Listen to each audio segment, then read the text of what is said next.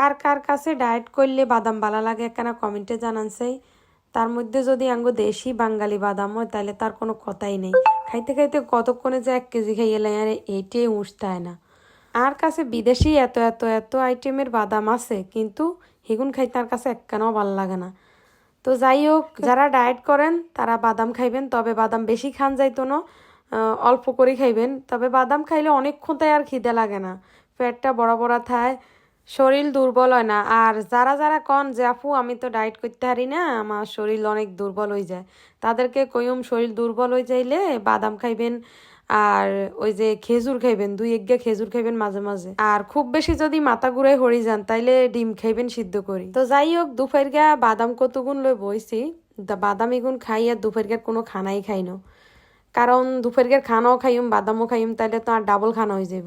আর রান্নাগুলোকে আরেকখান কথা শেয়ার করতে আমি অনেকদিন তাই চিন্তা ভাবনা করছি, এই যে আর দেখতেছেন আড্ডি উড্ডি বাড়ি গেছে, তো আন্নাগো ঘরের মধ্যে আন্নাগো মারা কি এরম না সিলে মেতা হুড়ে এলাইনি ডায়েট করতে গেলে। আর কিন্তু ঘরের মধ্যে আর মা শুধু সিললে, আমি বলে সি আড্ডি হয়ে গেছি আর দাঁত বাড়ি গেছে, কত কাহিনী, মাল্লাই একখানা ডায়েটও করতে পারি না। তো যাই হোক, বাদাম খাইতাম না আর মনে করছি, কিন্তু খাইতাম গেলে চোখে মুখের মধ্যে হয়ে যায়, মুখ আর নষ্ট হয়ে যায়, হরে আরও 10-20 গা খান লাগে বেশি করে। এখান করতে করতে যে 1 কেজি বাদাম আনলেন ব্যাকে মিলি খাইয়ে লাইছি। তো বালা থাইন সবাই, সুস্থ থাইন, আর কথা শুনে কেউ আসকেন না।